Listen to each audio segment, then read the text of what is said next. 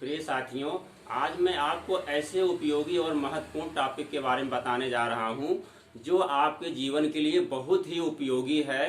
जानते हैं कि हमारी जो स्मरण शक्ति होती है ये धीरे धीरे क्षीण होती जाती है, कमज़ोर होते जाती है, हम लोग तमाम चीज़ें भूलते जाते हैं। तो हम इसको याददाश्त बढ़ाने के लिए कौन कौन से ऐसे टिप्स होने चाहिए जिससे हम लोग अपनी बातों को याद रख सकते हैं। जैसे हमारे खासकर विद्यार्थी जीवन के लिए देखिए तो लोग अक्सर ये भूल जाते हैं कि हम पढ़ते हैं लेकिन बहुत जल्दी भूल जाते हैं। कुछ लोगों की बहुत विलक्षण जो होती है स्मरण शक्ति होती है कि जो बहुत ही कम समय में सफलता को अर्जित कर लेते हैं। तो स्मरण शक्ति देखिए बहुत से हमारे ऐसे वैज्ञानिक लोग हुए उनकी भी जो होती याददाश्त कमजोर थी, बहुत जल्दी लोग भूल जाते थे। ऐसा नहीं कि वो अपने उसमें ज्ञान में उनके कमी रह गई थी। तो ये धीरे धीरे क्या होता है, इसके कई कारण होते हैं। अभी आपको मैं बताऊंगा कि क्यों स्मरण शक्ति हमारी कमजोर होती है। तो स्मरण शक्ति देखिए, हम लोग एक सामान्य आदमी है जो कोई सामान रखते हैं कहीं पर भूल जाते हैं और किसी का नाम भूल जाते हैं, किसी स्थान को भूल जाते हैं। इसको पहचान हमारी है कैसे हमारी स्मरण शक्ति कमजोर हो रही है। हम लोग देखते मिलते रहते हैं, अगर कुछ दिन बाद किसी से मिलते हैं तो उसके नाम को याद नहीं रख पाते हैं। क्या नाम उनका था बार बार दिमाग में आता, लेकिन उसको हम रिकॉल नहीं कर पाते हैं।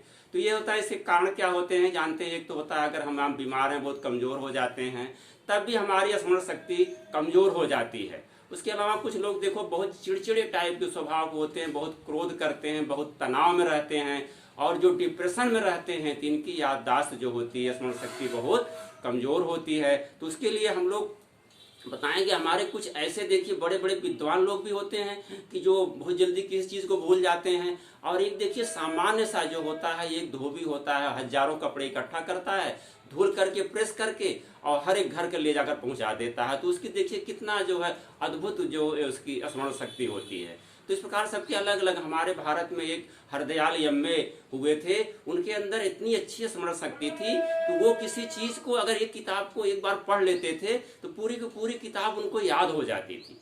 तो ये बड़े विलक्षण होते हैं, ये तो गॉड गिफ्टेड जो होता है स्मरण शक्ति होती लोगों की, तो ऐसे होती है। तो ये जो स्मरण शक्ति बढ़ाने के कुछ टिप्स होते हैं, कुछ उपाय होते हैं, ये हम बताते हैं आपको। अगर इसको अपनाते हैं तो आपकी याददाश्त बहुत अच्छी रहेगी और अपने जीवन में आप बहुत अच्छे से अपना जीवन गुजारेंगे।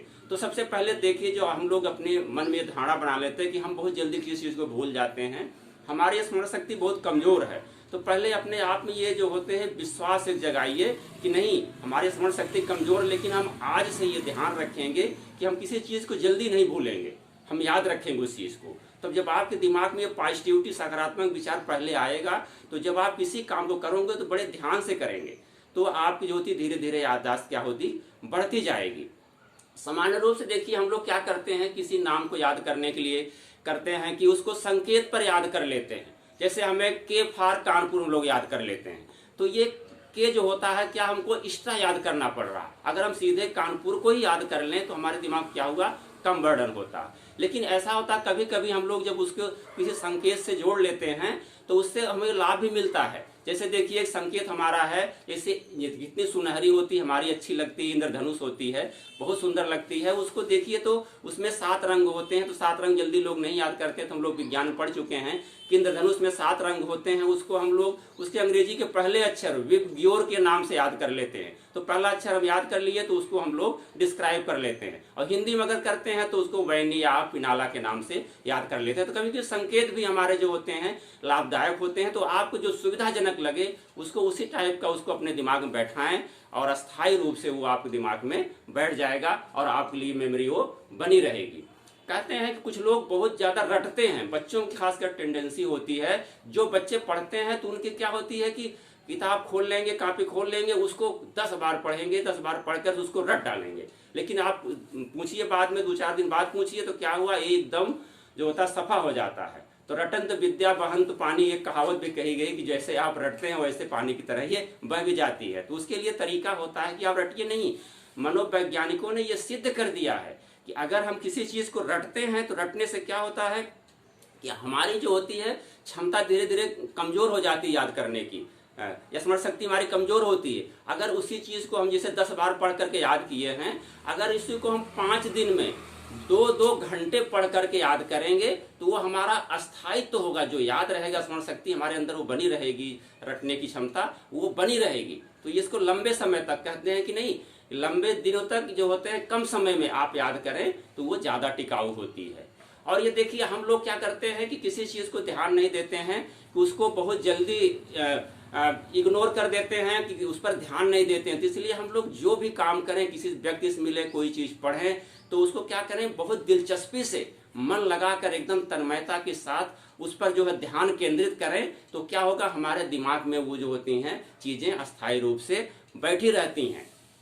और देखिए बहुत से लोग होते हैं कि जो होते हैं तमाम छोटी छोटी चीज़ों को जो करते हैं कि उसको बहुत जल्दी हम लोग, जैसे कोई कैलकुलेशन करना हुआ, कोई जोड़ना हुआ, घटाना हुआ, तो क्या करते हैं, तुरंत हम लोग मोबाइल उठा लेते हैं या कैलकुलेटर ले करके उसको जोड़ना शुरू कर देते हैं। तो ये आदत अच्छी नहीं होती। याददाश्त इससे हमारी क्या होती है, कमजोर होती है। तो याददाश्त अच्छी करने के लिए क्या करें, हम अपने दिमाग से उसका जो है कैलकुलेशन करें, उसका जो है गणन करें। तो दिमाग से करने से क्या होगा कि हमारी जो न्यूरॉन्स होती हैं मस्तिष्क में, जो हमारी कोशिकाएं होती हैं, न्यूरॉन्स होती हैं, वो क्या होती हैं, एक्टिव रहती हैं। तो हमारे अंदर जो होती है स्मरण शक्ति बढ़ती है। और याददाश्त बढ़ाने के लिए क्या करते हैं, देखिए हम लोग खास कुछ देखिए होता है कि अक्सर ये जो होता है 40 साल के बाद क्या होता है कि हमारे जो होते हैं अक्सर ये ब्रेन्स की जो सेल्स होती हैं, जितनी हमारी डेड होती हैं उतना जो उसका फॉर्मेशन उतना बननी भी चाहिए। तो 40 साल तक हम स्वस्थ और निरोग रहते हैं, एकदम फिट रहते हैं, हमारे सब हार्मोन्स एकदम एक्टिव रहते हैं, तो सब कुछ बराबर चलता रहता है, तो हमें ज़्यादा दिक्कत नहीं होती। लेकिन 40 साल के बाद देखिए लोग अक्सर भूलना शुरू कर देते हैं। किसी काम को भूल जाएंगे, कि समय दिए किसी मिलने के लिए उसको भूल जाएंगे, कोई सामान रख देंगे भूल जाएंगे। तो 40 साल के बाद जो होता है वो आपको याददाश्त बनाए रखने के लिए क्या करें कि आप किसी काम को नए रूप में लें, नए कुछ सीखने की कोशिश करें। जब आप सीखने की कोशिश करेंगे तो आपके ब्रेन में जो होती है नई नई सेल्स का फॉर्मेशन, निर्माण होगा। और महिलाओं में भी देखिए अक्सर होता है कि मेनोपाज के बाद उनके 40, 45, 50 साल के बाद जो मेनोपाज होता है, उनका मासिक चक्र रुक जाता है, तो उसमें क्या होता है, उनके जो एस्ट्रोजन हार्मोन होता है धीरे धीरे कम होता जाता है, तो उनकी भी याददाश्त बहुत कमजोर हो जाती है। तो उसके लिए भी यही है कि वो कुछ नया अपने आप को क्रिएटिव जो होती है रचनात्मक बनाना चाहिए। तो रचनात्मक जब बनाएं, कुछ आप सीखना चाहेंगे, सीखने के लिए आपको कुछ भी हो सकता है कि आप जिसमें इंटरेस्ट आपको लगे, कि आप कोई चित्रकारी भी कर सकते हैं, आप कोई वाद्य यंत्र भी बना सकते हैं, आप कोई तबला वादक भी बनाना भी सीख सकते हैं, आपको पॉटरी में इंटरेस्ट है या कोई चीज़ बनाने में जिसमें आप कुछ क्रिएटिव बने, कुछ नया बनाने की कोशिश करेंगे, तो इससे क्या होगा कि आपकी जो होती है ब्रेन सेल्स एकदम एक्टिव रहेंगी। और आप होता कि ये समय होता है, जैसे हम लोग मेमोरी, बच्चे अक्सर शिकायत करते हैं कि सर मैं पढ़ता हूँ, तो हम पढ़ते तो बहुत हैं लेकिन हमें याद नहीं रहता, भूल जाते हैं। तो उसके लिए कुछ ट्रिप ऐसी हैं कि आप पढ़ने का समय निर्धारित करें। अक्सर आप देखिए सोने के पहले पढ़ें। जैसे सोना हमको है 1 घंटे पहले, तो 2 घंटे पहले तो हम पहले ही अपना 2 घंटे पढ़ लें, उसके बाद अपना सो जाए। तो सोने के पहले पढ़ने से और तुरंत सो जाने से फिर क्या होगा, जो हमारी मेमोरी होगी वो बहुत ज़्यादा टिकाऊ होती है, तो हमें याद भी रहता। और जो सुबह का समय होता है, कहते हैं पढ़ने के लिए सबसे अच्छा समय होता है सुबह का। तो सुबह के टाइम जब हम लोग पढ़ते हैं 4 बजे से 8 बजे तक का टाइम जो मॉर्निंग का होता है, जो ब्रह्म मुहूर्त कहते हैं, 4 बजे उठना जो होता है ब्रह्म मुहूर्त होता है। एक विद्यार्थी को उठना चाहिए, सबको उठना चाहिए ब्रह्म मुहूर्त में, जो सबके स्वास्थ्य के लिए बहुत अच्छा माना जाता है। तो ब्रह्म मुहूर्त में 4 बजे से आप उठ जाएं, अपने दैनिक क्रिया करने के बाद अगर आप पढ़ाई करते हैं तो समय भी आपको मन बहुत एकाग्र होता है, और आप जो कुछ पढ़ेंगे आपके मन में एक अस्थायी भाव ले लेगा और वो टिकाऊ रहेगा, जल्दी आप नहीं भूलेंगे। तो और ये पढ़ने के लिए ये भी होता है कि आप जो होते हैं ना शांत मन से, ये नहीं कि आप किताब तो खुली हुई है, मन हमारा कहीं और भटक रहा है, तो एकदम शांत मन से एकाग्रचित होकर के, जैसे कहा भी गया है कि विद्यार्थी के एक लक्षण बताए गए कि काग चेष्टा बको ध्यानम स्वान निद्रा तथैव च अल्पाहारी गृहम त्यागम विद्यार्थी पंच लक्षणम। तो ये जो 5 लक्षण, यानी आप जो ध्यान होना चाहिए एकदम बको, यानी बगुला जैसे होता है मछली को पकड़ने के लिए, देखिए एकदम ध्यान केंद्रित करता है, उसी प्रकार एक विद्यार्थी को क्या करना चाहिए, अपने पढ़ाई पर एकदम ध्यान केंद्रित करना चाहिए। और उसकी निद्रा भी ऐसी होनी चाहिए कि जरा सा भी कहीं से हल्की से आवाज आए तुरंत जग जाना चाहिए।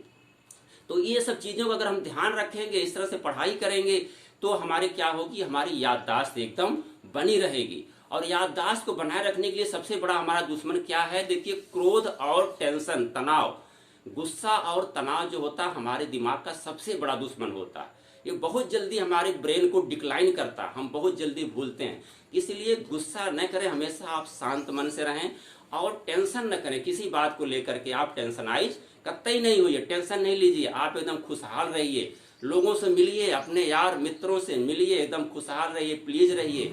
अपने जो रिश्ते हैं घर के, परिवार के, बाहर के सब रिश्तों को आप एकदम अच्छे से बरकरार रखिए, बनाए रखिए। तो रिश्ते आपके प्यार रहेंगे, आप टेंशन फ्री रहेंगे, तो आपका ब्रेन एकदम पीसफुल रहेगा, तो आप जो न्यूरॉन्स होंगे बराबर एक्टिव रहेंगे और आपकी याददाश्त बहुत अच्छी बनी रहेगी। तो इतना प्रैक्टिस करने के बाद देखिए हम कुछ चीज़ों का और ध्यान रखते हैं। तो हमारा कैसा आहार होना चाहिए, हम याददाश्त बढ़ाने के लिए अपने आहार पर ही बहुत बड़ा फोकस करेंगे, तब हमारा जो होता है हमारी याददाश्त और अच्छी रहेगी। तो आहार देखिए हमारे पौष्टिक आहार होना चाहिए, एकदम जो ऐसे न्यूट्रिटिव होना चाहिए जो हमारे ब्रेन को बूस्टअप करते हों। तभी हम आपको एक वीडियो बनाया था कि जो है इम्यूनिटी बूस्टर के नाम से, तो उसमें बताया था तमाम चीज़ों की जो हमारे एंटीऑक्सीडेंट पाए जाते हैं। तो इसी प्रकार की हमारी याददाश्त बढ़ाने के लिए जो होती है कि जो एंटीऑक्सीडेंट होते हैं ऐसे न्यूट्रिएंट आप ज़्यादा इस्तेमाल करिए। उसमें आपका फल है, सब्जी है, जितनी ग्रीन्स वेजिटेबल्स हैं, फ्रूट्स हैं, और साबुत अनाज को भी इस्तेमाल करिए। तो इसमें क्या होते हैं, जो हमारे जो रंग बिरंगे हमारे सब्जियां हैं, फल हैं, इसमें तमाम जो होते हैं फ्लेवोनॉइड्स और एंटीऑक्सीडेंट विटामिन ए, ई और सी, B6 और B12, इस टाइप के तो हमारे जो होते हैं लाइकोपिन है टमाटर वगैरह में, ये जितने भी हमारे एंटीऑक्सीडेंट हैं इसको हम इस्तेमाल करेंगे तो क्या होगा कि हमारी जो होती सेल्स होती हैं जितनी डैमेज होती हैं वो उसको कंट्रोल करता है और नई सेल्स को फॉर्मेशन में बहुत ही उपयोगी और अच्छा होता है। तो इस प्रकार अपने भोजन पर हम एंटीऑक्सीडेंट जैसे आंवला है, आपकी फ्रूट्स में आप विटामिन से ले लीजिए, और जितने वेजिटेबल्स हैं आपका लीफी वेजिटेबल्स हैं इसको लीजिए, ये सब आप ब्रोकली खाइए। ये सब चीज़ें क्या करेंगी, आपकी इतनी विटामिन और मिनरल्स देंगी कि आपके ब्रेन से एकदम शार्प रहेगा और बहुत ही अच्छे से काम करेगा। तो ये हमारे हो गया। उसके अलावा एक देखिए सबसे इम्पॉर्टेंट इसमें होता है ओमेगा फैटी एसिड, जो जानते हैं कि हमें वसा चाहिए और फैट की मात्रा भी हमारे शरीर के लिए बहुत आवश्यक होता है। तो बहुत होते हैं saturated fatty acid, unsaturated fatty acid. तो जो होता है कि इसमें ओमेगा फैटी एसिड एक होता है, वो ब्रेन्स के न्यूरॉन्स के डेवलपमेंट के लिए बहुत ही अच्छा माना जाता है। जो नॉन वेजिटेरियन होते हैं, मांसाहारी प्रवृत्ति के होते हैं, उनके लिए मछली तो बहुत अच्छी मानी जाती है। मछली में जानते हैं हमारी जो होती है सैल्मन है, टूनिया है, ये सब मछलियाँ, कार्ड है, ये मछलियों में क्या होता है ओमेगा फैटी एसिड बहुत ही अधिक मात्रा में पाया जाता है।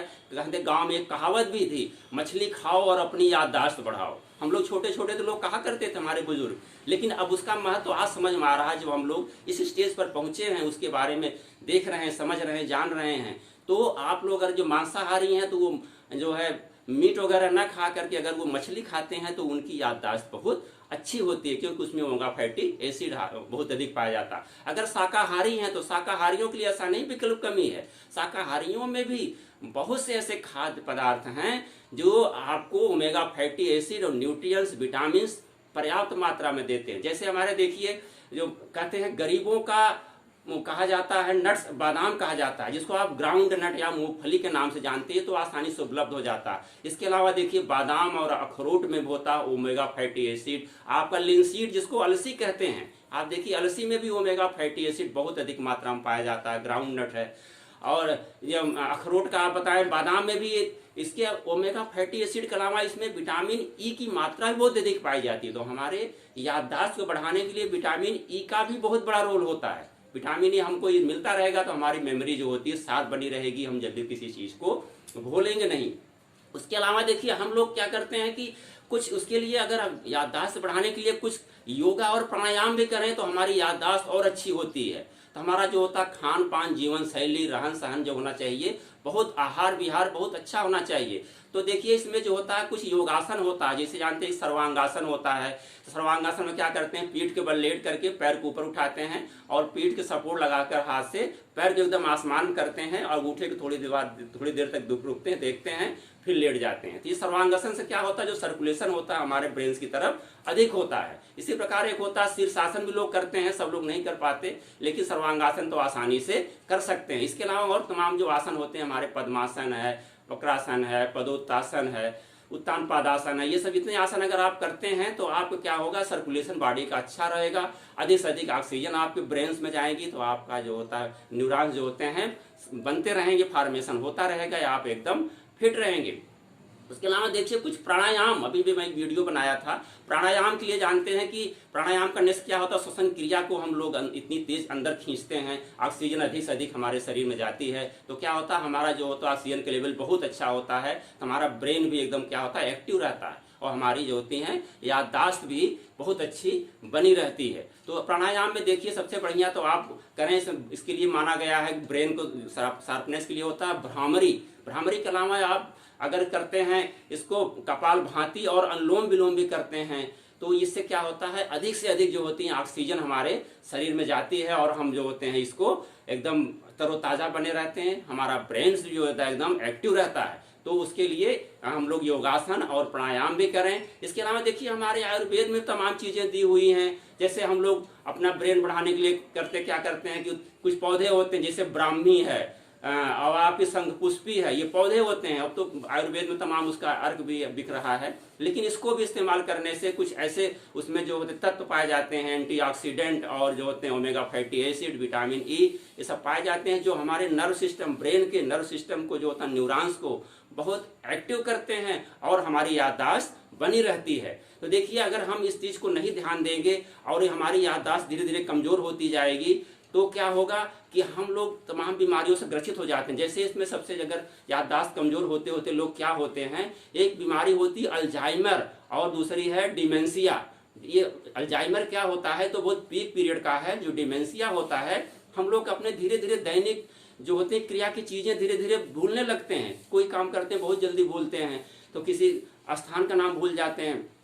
तो जो डिमेंशिया होती है शुरुआत है अल्जाइमर का। अल्जाइमर क्या है बीमारी, एक वैज्ञानिक थे जर्मन के, बहुत बड़े साइंटिस्ट थे, न्यूरोलॉजिस्ट थे, उन्होंने एलोई जो होते हैं बेंजामिन ये आपका अल्जाइमर वैज्ञानिक जो थे सबसे पहले इस रोग का खोज उन्होंने किया था, इसीलिए इसको हम लोग अल्जाइमर रोग के नाम से जानते हैं। उसमें क्या होता है कि अल्जाइमर में जब डिमेंशिया इतनी ज्यादा बढ़ जाती है, हमारी याददाश्त धीरे धीरे इतनी कमजोर हो जाती है कि हम लोगों को पहचानना भूल जाते हैं। जो उसका रोगी होता है अपनी दैनिक क्रिया भी नहीं कर पाता है, वो जाता है स्नान करने लेकिन कपड़ा भी नहीं पहन पाता, ऐसे चला आता है, तो उसको न अपने हाथ से खा पाता है। तो उसके लिए बड़े प्यार से परिवार के लोग उसका बड़ा सहयोग करते हैं। इसके लिए अभी अल्जाइमर के लिए कोई ऐसी सटीक दवा भी नहीं आई है जिससे हम लोग एकदम निरोग हो जाएं।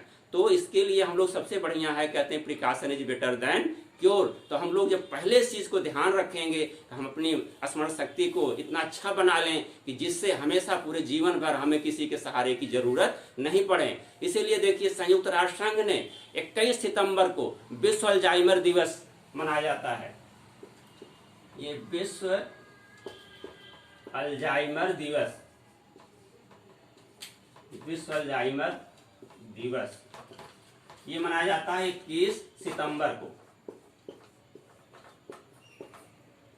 ये क्यों मनाया जाता है, इसको जागरूक करने के लिए कि जो हमारे इस बीमारी से याददाश्त से कमजोर हो रहा है, उससे लोग ग्रसित हो रहे हैं, जिससे जागरूक करने के लिए हम लोग विश्व अल्जाइमर दिवस मनाते हैं। इसमें डिमेंशिया और अल्जाइमर के बारे में जागरूकता फैला जाती है, लोगों को सावधान किया जाता है कि आप अगर आपको याददाश्त कमजोर हो रही है तो आप इन चीजों को ध्यान रखिए और अपने याददाश्त को बढ़ाइए, जिससे आप पूरे जीवन स्वस्थ और निरोग रहें। तो प्रिय दोस्तों, आप लोग भी ये अपने स्मरण शक्ति को बूस्टअप करिए। आप इतने जो विधि बताए हैं इसको करिए, इसके अलावा अपने खान पान जो चीजें बताएंगे, अगर इसको आप बूस्टअप करते हैं तो आपकी जो होती याददाश्त बहुत अच्छी रहेगी और आप किसी के सहारे के मोहताज नहीं रहेंगे। पूरे जीवन जो होता है आप हमेशा सक्रिय रहेंगे। तो इसी शुभकामनाओं के साथ जय हिंद, जय भारत।